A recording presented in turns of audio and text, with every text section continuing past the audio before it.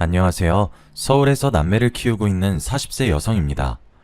오늘은 여러분들에게 영화에나 나올 법한 이야기를 들려드릴까 합니다.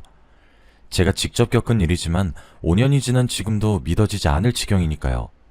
여러분들이 들어도 영화 같은 이야기일 겁니다. 저는 누군가에게 속아서 인생을 망칠 뻔한 위기를 겨우 넘겼습니다. 아무리 악질적인 사기꾼이라고 해도 최소한 인간이 지켜야 할 도리는 가지고 있는 법인데 제 인생을 파탄으로 몰고 간 장본인은 인간도 아닌 거겠죠. 사건의 발단은 결혼을 하면서부터 시작되었습니다. 제가 대학을 졸업하고 직장 생활을 하다가 아는 언니의 소개로 남편을 만나게 되었습니다.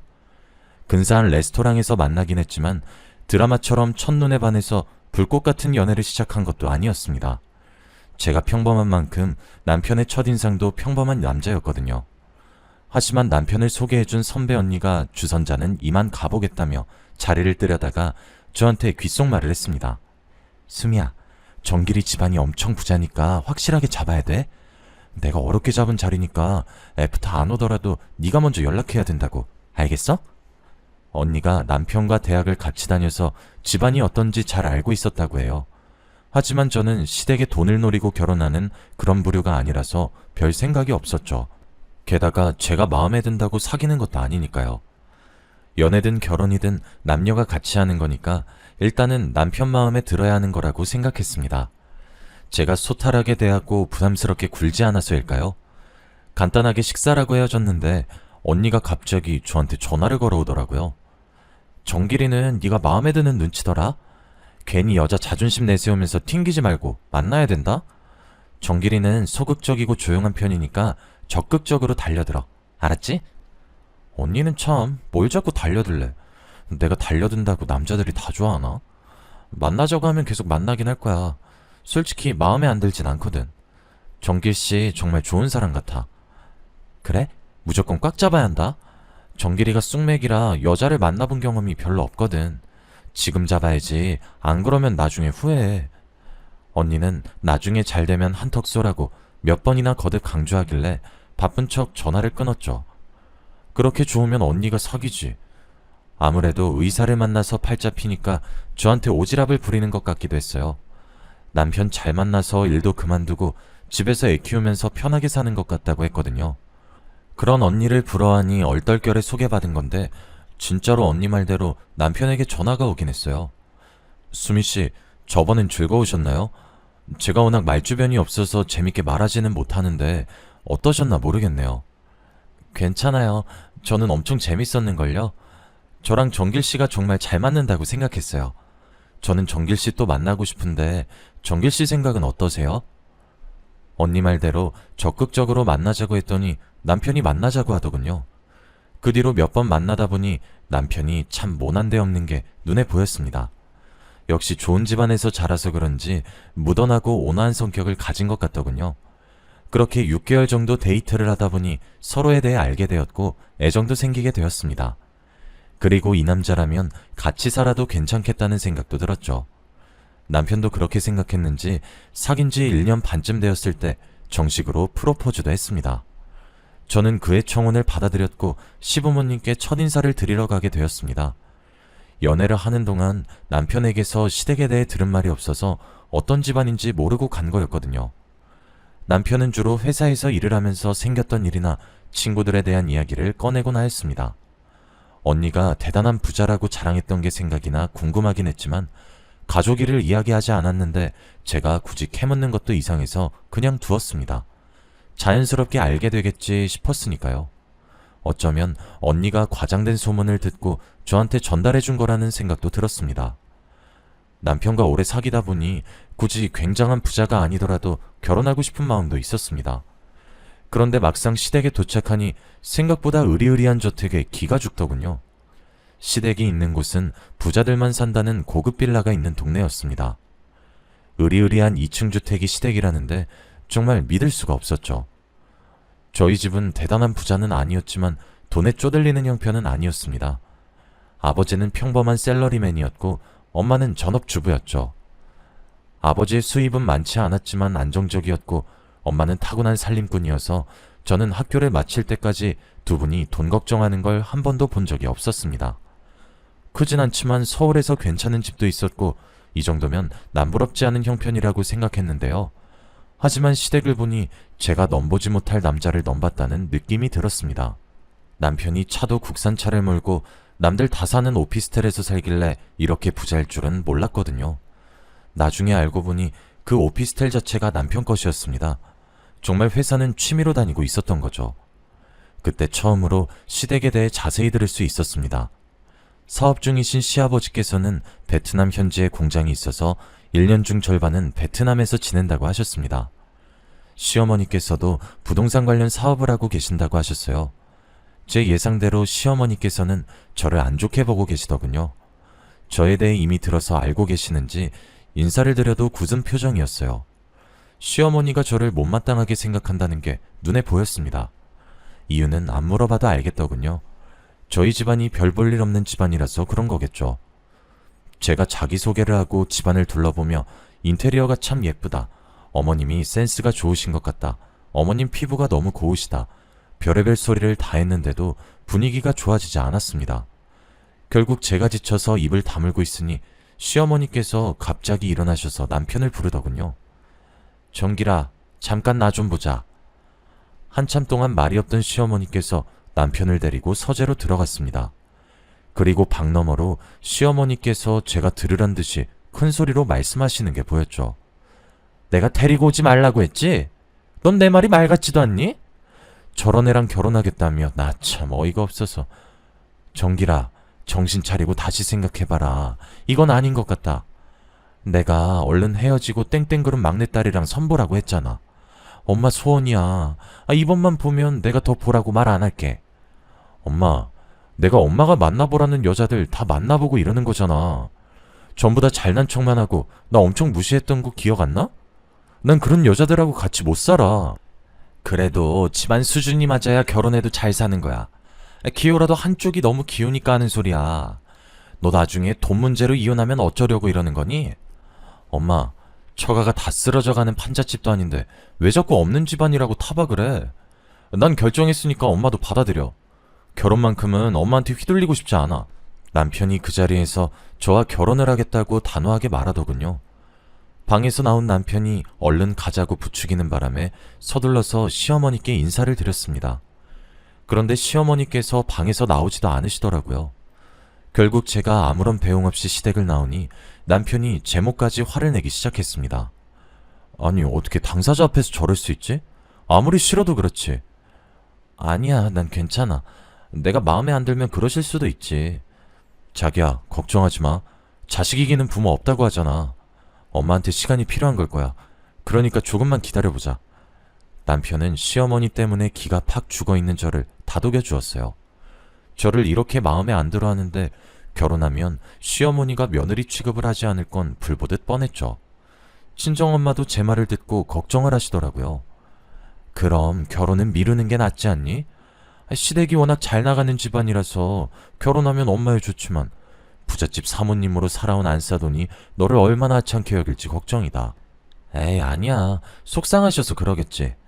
일단 설득되실 때까지 찾아뵙고 인사해보려고. 제 말을 듣고 친정 엄마께서 결혼은 당사자의 결합이 아니라 집안 간의 결합이라고 하시더라고요. 시댁이나 처가에 문제가 생기면 결국 이혼하게 된다는 말에 조금 흔들리긴 했어요.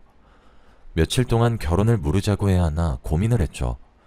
그런데 도저히 포기가 되지 않았습니다. 남편이 계속 자기만 믿으라고 저를 안심시켰거든요. 처음에는 시어머니가 저를 구박하겠지만 분가해서 따로 살고 애가 생기면 차츰 저를 며느리로 인정할 수밖에 없을 거라고 했습니다.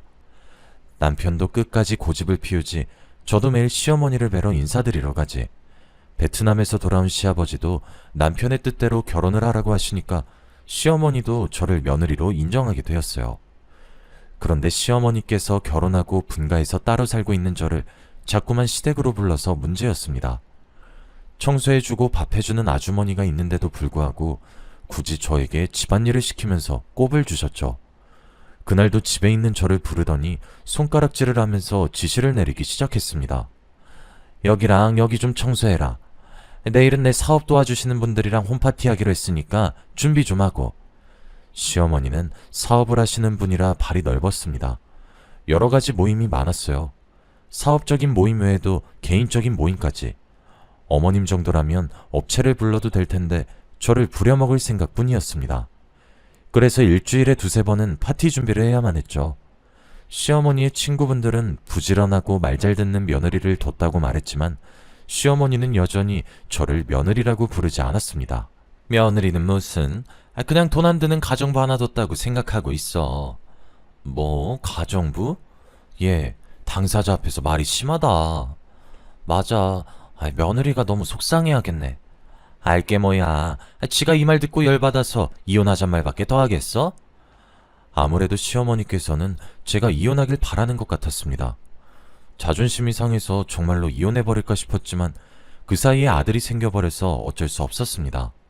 시어머니께서는 아들이 생겨도 저를 인정해주지 않아서 시어머니 구박을 덜 받으려면 몸으로 때울 수밖에 없었는데요. 그러다 참을 수 없는 순간이 찾아오고 말았죠. 도련님이 결혼을 하게 되었을 때였어요. 도련님과 남편은 7살 차이였는데요. 대학을 졸업하고 모 대기업에서 일을 하다가 시아버지께서 일을 물려주겠다고 해서 사직서를 낸 상태였습니다. 결혼식에서 그 이야기를 하시길래 저는 잠자코 듣고만 있었죠. 정수야, 정길이는 내 사업을 물려받을 생각이 없으니까 이제부터 내 밑에서 일 배워야 하는 거 알고 있지? 너라도 사업 물려받아야 우리 집안이 먹고 살 수 있다. 네, 알겠어요. 걱정하지 마세요. 도련님이 고개를 끄덕이고 있으니까 옆에서 듣고 있던 다른 사람들이 왜 장남에게 물려주지 않냐고 묻더군요. 시아버지께서는 그냥 사정이 있다고 말하고 입을 다무셨어요. 사실 남편은 성격 자체가 소심하고 대범하지 못해서 남들을 관리하는 사업가 체질이 아니었거든요. 남편도 도련님이 아버지의 사업을 물려받아서 이어가기를 원하고 있었어요. 제가 사업에 욕심나지 않냐고 물어보니까 속에 있던 말을 솔직하게 이야기해 줬습니다. 정수는 나하고 달라서 사업을 하면 크게 성공할 거야. 괜히 장남이랍시고 내가 나섰다가 회사 말아먹으면 안 되잖아. 나는 남 밑에서 월급 받으면서 사는 게 맞는 것 같기도 하고. 저로서는 아쉬웠지만 시댁에서 이미 결정한 일이라 받아들이려고 했죠. 그 뒤로 시아버지 밑에서 경영 수업을 받던 도련님은 전문 중매쟁이를 통해서 괜찮은 여성을 소개받는 것 같았습니다. 어느 날 최 여사로 알려진 전문 중매쟁이가 시댁에 오는 걸 보았거든요. 이번 며느리감은 미국에서 대학원까지 마치고 귀국해서 펀드 매니저로 일하는 아주 똑똑한 여성이에요. 여기 집안은 제철 사업을 하고 있다고 했지? 네, 그래서 사모님하고 사돈 맺으면 서로 이득을 볼 거예요. 최 여사가 시어머니께 그 여성의 사진을 보여주는 것 같았습니다.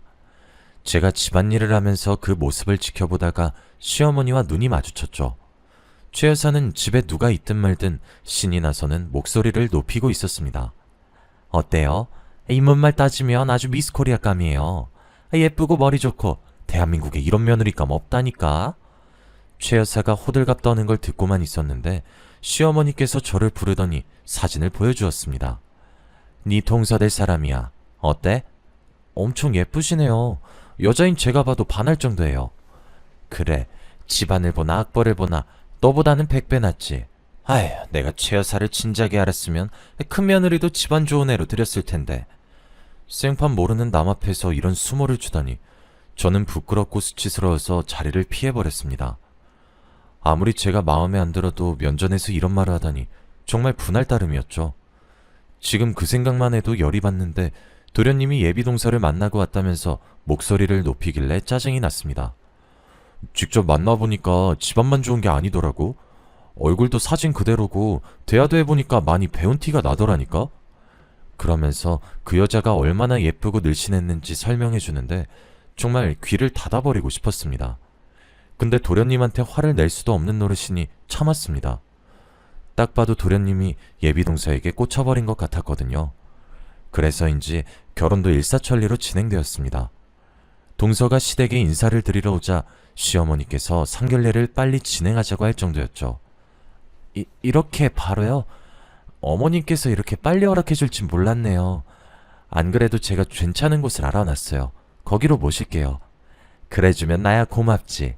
이제야 나도 며느리 덕 좀 보게 생겼구나. 시어머니는 동서를 보는 것만으로도 기분이 좋은지 좀처럼 입을 다물지 못했어요. 동서가 간 뒤로 칭찬이 자자해서 귀에 딱지가 생길 정도였으니까요. 이제 좀 잠잠해지나 했더니 며칠 후에 동서가 최고급 한정식집을 예약했다면서 저희를 부르는 통에 다시 귀에 딱지가 생기게 되었습니다. 이번에는 또 얼마나 동서와 비교하실까 생각하고 있는데 시어머니께서 상견례 자리에 저도 데리고 가겠다고 선포하셨습니다. 저는 처음에는 잘못 들은 줄 알았죠. 제가요? 제가 껴야 하는 자리는 아닌 것 같은데. 어머님이 절 생각해주는 마음은 잘 알겠지만 저 말고 다른 분이 가는 게 더 나을 것 같아요. 네가 가야 느낄 게 아니냐. 우리 집안이랑 네가 얼마나 안 어울리는지. 근데 제가 괜히 가서 실수할까봐 걱정되는데. 그래, 너는 이런 식당은 처음일 테니까 각별히 조심하고 싼티 내지 마라. 네, 알겠어요, 어머님. 상견례 자리는 언제 갖기로 했나요? 시어머니와 도저히 말이 통하지 않아서 그놈의 상견례 자리가 언제인지 물어봤습니다. 그냥 어머님이 원하는 대로 그 자리에 가줘야 할 것 같았거든요. 시어머니는 잘난 동서 집안과 저를 비교하면서 스트레스를 풀 게 분명했습니다. 그러면서 집안이 마음에 안 드는데 어쩔 수 없이 결혼시켰다면서 그동안 쌓인 불만을 또 이름도 잘 모르는 사람들에게 술술 풀어놓겠죠. 당연히 제 예상대로 행동하셨습니다. 그 사람들도 참 웃긴 게 시어머니가 하는 말을 웃으면서 넘어가더라고요. 결국 저만 수치스럽게 그 순간을 견뎌냈습니다. 상견례 자리가 끝날 무렵 그제야 잡담이 끝나고 결혼에 대한 이야기가 나오기 시작했습니다. 그 중에서 신혼집에 대해 잠깐 언급하길래 주의 깊게 듣고 있었죠. 그나저나 신혼집은 어디에 구하셨어요? 벌써 괜찮은 아파트 하나 구해놨으니 걱정 안 하셔도 됩니다. 배려해 주셔서 감사합니다. 신혼집 규모에 맞게 살림살이는 제게 준비하도록 할게요. 상견례가 끝나고 헤어지는 길에 동서가 시어머니께 식당이 마음에 드냐고 묻더군요. 분위기 좋고 참 마음에 든다. 넌 식당 하나를 골라도 안목이 있구나. 큰애하고는 달라도 너무 다르네. 상견례 자리가 끝나는 순간까지 시어머니께서 저를 걸고 넘어지셨습니다. 도련님이 결혼한 뒤에도 문제였죠. 동서가 시댁에 자주 들락거렸거든요. 저는 시어머니의 전속 파출부나 마찬가지였지만 동서를 대하는 시어머니의 태도는 전혀 달랐습니다. 동서는 손에 물 한 방울 묻히지 않았지만 저는 손에 물 마를 일이 없었습니다. 시댁에서의 제 위치를 눈치챈 동서도 시어머니처럼 저를 무시하면서 함부로 대했어요. 저보다 한참이나 어렸지만 슬쩍 반말을 하기도 했습니다. 시어머니는 무슨 일이든 돈 많고 잘 나가는 동서 편만 들고 제 말은 듣지도 않았어요. 명절이 되어서 선물을 사와도 시어머니는 제가 사온 건 쳐다보지도 않았고 동서가 사온 건 뭐든지 귀하고 좋은 거라고 자랑을 늘어놓았죠. 그것 때문에 도련님과 남편이 말다툼을 하기도 했습니다. 그날은 명절날이었는데요. 오랜만에 식구들이 모여서 식사를 마치고 디저트를 먹으며 대화를 하고 있었습니다. 하지만 저는 주방에서 혼자 설거지를 해야 했죠. 그때 남편이 동서에게 한마디 하기 시작했습니다. 재수씨, 정말 너무한 거 아니에요? 너무하다뇨? 뭐가요? 손이 동서는 쉬지도 못하고 설거지하는데 재수씨는 가만히 앉아있잖아요. 그건 어머님이 쉬라고 해서 그런 거예요. 내가 그동안 말은 안 했지만 재수씨가 동서 무시하고 깔본다는 거 다 알고 있어요. 앞으로는 그러지 않았으면 합니다. 일이 여기서 끝났으면 좋겠지만 이 말을 듣고 서방님이 신경질을 내더라고요. 형, 괜히 시비 걸지 마. 형수가 안쓰러우면 형이 나가서 도와주면 되겠네. 뭐? 형이 나가서 도와주면 되겠네? 너 전부터 느낀 건데 형이 말하는 건 우스워? 형이 우습냐고! 내가 언제 형이 우습다고 했어. 괜히 내 와이프한테 뭐라 하니까 이러는 거지. 둘의 언성이 높아지자 방에 있던 시어머니께서 나와보시더군요. 제가 그만하라고 말려봐도 도련님과 남편의 갈등이 깊어져 갔습니다. 급격하게 둘의 사이가 나빠지자 시어머니께서 저를 나무라셨습니다.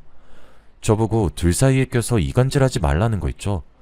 제가 그런 적 없다고 해명해봐도 믿지 않으셨습니다. 그러다 몇 달 후 시어머니 생신이 다가오자 동서가 고급 명품 가방을 사들고 와서는 온갖 아양을 다 떨었습니다. 어머님, 곧 생신이시죠? 제가 어머님 생각해서 에르스 백으로 사왔는데 어머님 마음에 드세요? 아유, 내가 며느리한테 이런 것도 다 받아보네. 샀으면 내가 샀지. 이런 선물 받아본 적이 없어. 어머, 형님은 어머니께 명품 선물 한 번도 안 해봤어요? 아유, 말도 마라. 큰애는 무식해서 명품이 뭔지도 모를 거다. 여자로 태어나서 명품이 뭔지도 모르고 살다니 너무 안타깝네요. 그 대화를 듣고 있는데 정말 어이가 없더군요.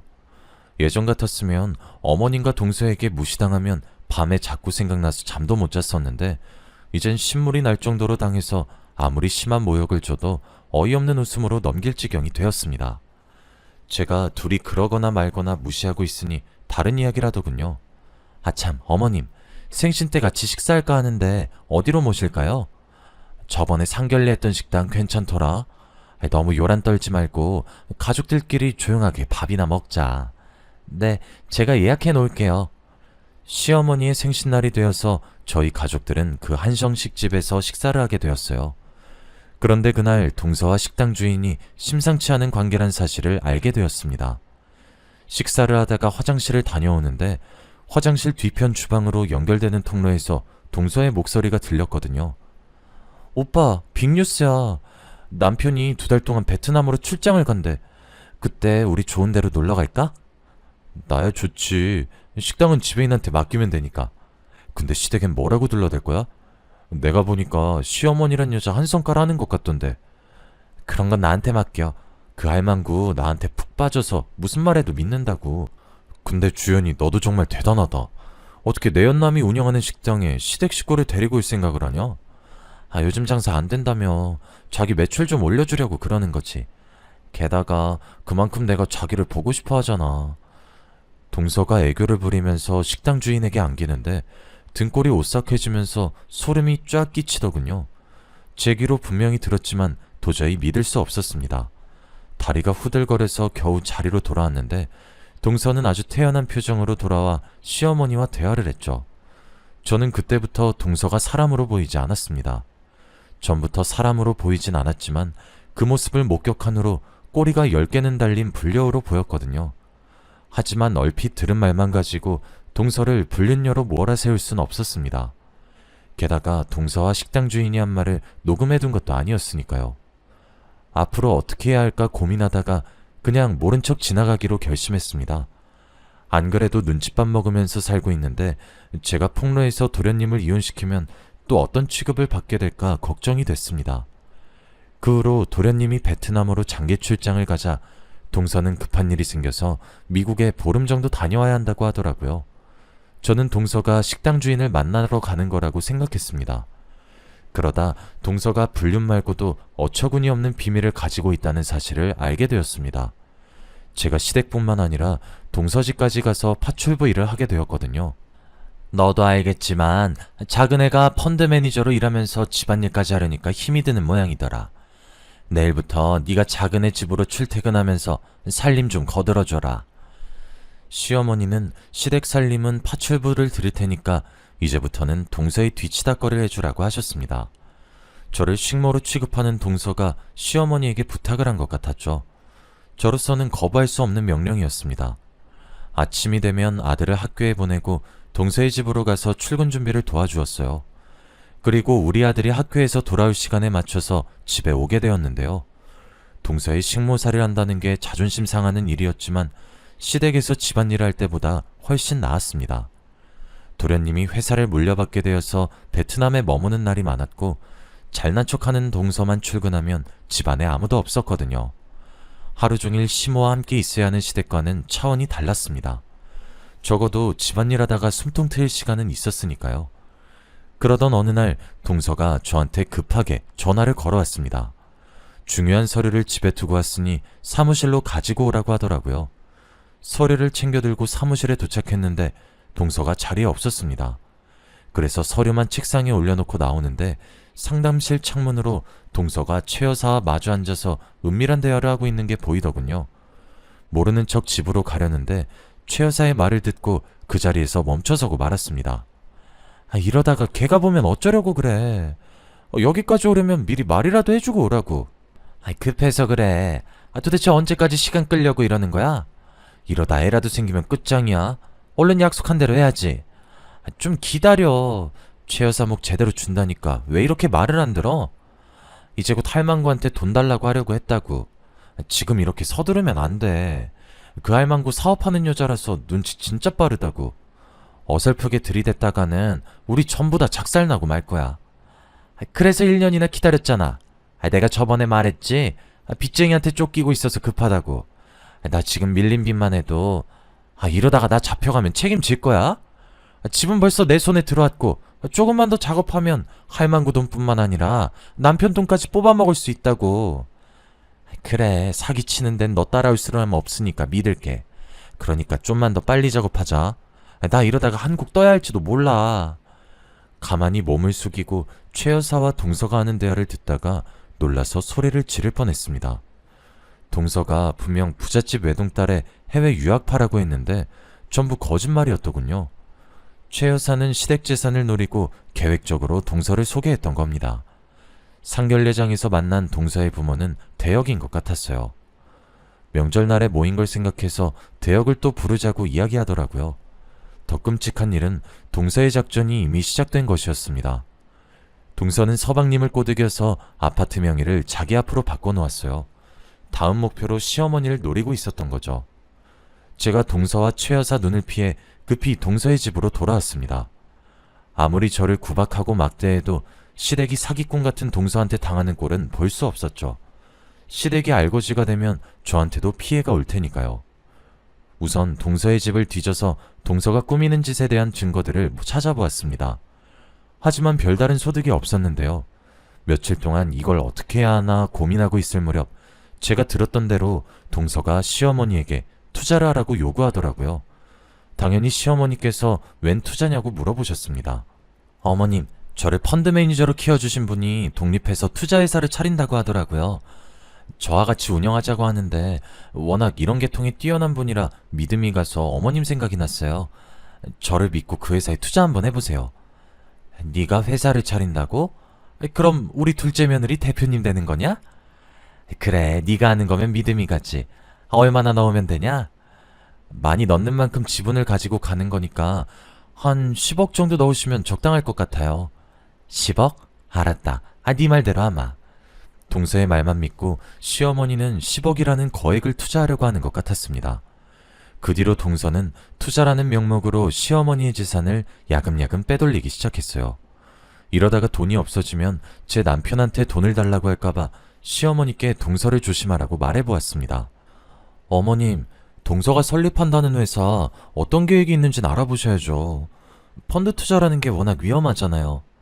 예, 네가 펀드 내봤니? 펀드가 뭔진 알고 말하는 거야? 돈도 없는 주제에 동서 샘나서 일어나 본데 내가 하는 일에 참견할 생각하지 말고 네 앞가림이나 잘해.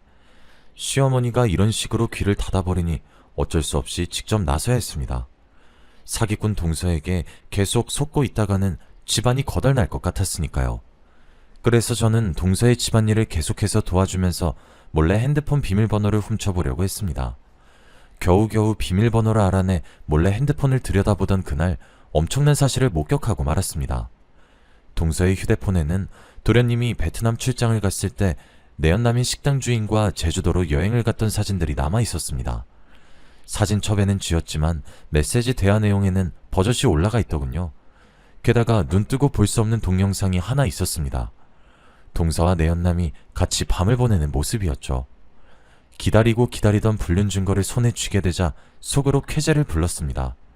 바로 시어머니께 달려가려고 하다가 다른 방법을 생각해냈죠. 저는 먼저 한정식 집으로 가서 동서의 내연남을 만나러 갔습니다. 제 예상대로 내연남 손에 결혼 반지가 껴져 있더군요. 유부남이었는데 뻔뻔하게 유부녀랑 바람을 피다뇨. 제가 영상을 보여주면서 당신이 결혼한 것도 다 알고 있다고 말하자 대번에 얼굴이 굳어졌습니다. 그럼 우리 협상합시다. 제 집사람에게 비밀로 하겠다고 약속하면 그 여자가 어떤 년인지 전부 말해줄게요. 당연히 저는 그 조건을 받아들였습니다. 그리고 동서가 얼마나 쓰레기 같은 여자인지 녹음을 해두었죠. 동서는 대단한 전력을 가진 여자였습니다. 해외 유학은커녕 고등학교 졸업이 최종 학력이었고 학창시절부터 남자들과 어울려 다니면서 자유분방하게 살았더군요. 성인이 된 뒤에도 반반한 얼굴로 돈 있는 남자들을 유혹하며 재산을 뜯어냈다고 합니다. 식당 주인과는 5년 전에 알바를 하면서 사귀게 되었고 도련님 집안이 좋다는 걸 서빙을 하면서 엿듣게 되었다고 하네요. 가장 충격적인 사실은 식당 주인 말고 다른 내연남이 있었으며 파혼을 2번이나 했다는 것이었습니다. 2번이나 파혼한 것도 동서의 불륜 때문이었겠죠. 동서는 또 다른 물줄을 찾다가 중매쟁이 최 여사와 인연이 닿았고 둘은 식당에서 받은 시댁을 먹잇감으로 정했다고 합니다. 저는 이 모든 걸 녹음해두고 시어머니를 찾아갔는데요. 녹음본을 들은 시어머니 얼굴에서 핏기가 점점 사라져가는 게 보였습니다. 며느리와 식당 주인과의 불륜 동영상까지 보여주니 시어머니께서 손에 잡히는 대로 집어던지며 분노하시기 시작했죠. 이런 발칙한 년 같으니 갈아 마셔도 시원치 않은 년. 절대 용서 못해. 어디야? 그 년 어디 갔어? 네가 앞장서. 당장 가서 내 돈 다 뱉어내라고 할 거니까. 그렇게 시어머니와 제가 동서의 사무실로 달려가게 되었습니다. 그곳에는 동서와 최 여사 그리고 부동산 중개인이 나란히 앉아서 히히덕거리고 있었죠. 웬만큼 돈을 챙긴 동서는 아파트를 팔아치우고 도망칠 작정을 하고 있었습니다. 시어머니께서 둘이 하는 대화를 잠자코 듣고 있다가 갑자기 문을 박차고 소리치셨습니다. 뭐? 아파트를 팔아치워? 이제 너 죽고 나 죽자. 네가 나한테 사기를 치고도 무사할 줄 알았어? 동서와 최 여사가 시어머니를 보자마자 도망을 치려고 했지만 제가 동서의 머리채를 꽉 잡아버렸죠. 이거 놔! 이거 놓으라고!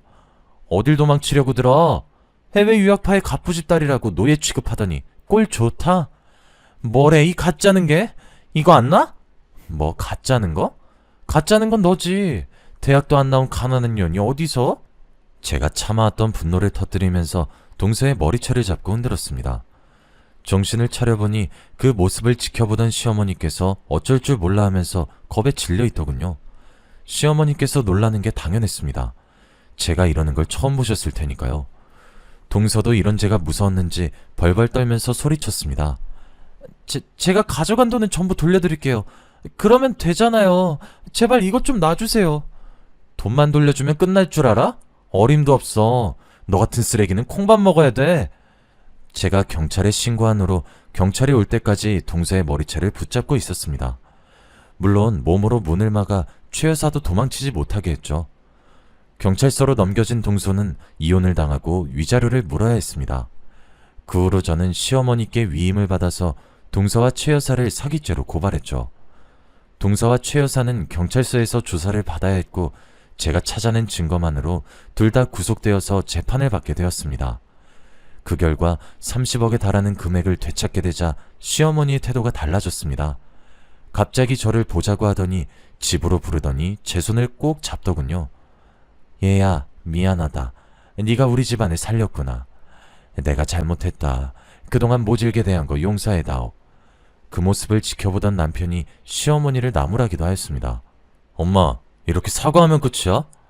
앞으로 애들 엄마한테 한 번만 더 함부로 대하거나 무시하면 내가 가만히 안 있을 거야.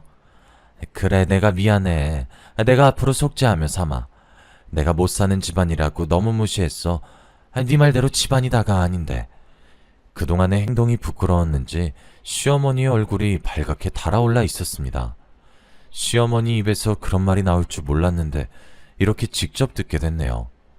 지금은 어머님이 차마 저를 부르지도 못하고 어쩌다 가족 행사 때 보게 되면 쭈뼛거리며 눈인사를 나누는 사이가 되었습니다. 어색한 사이가 되어버렸지만 예전에 무시당했던 사이보단 훨씬 좋은 것 같네요. 저한테 이런 일이 생길 줄 몰랐는데 지금 생각해봐도 꿈만 같아서 이렇게 사연으로 보내봅니다. 여러분도 살기 힘들고 팍팍해질 때마다 저와 같은 사람도 전화위복을 경험했다는 사실을 기억해 주시길 바랍니다. 여기까지 사연 읽어주셔서 감사합니다.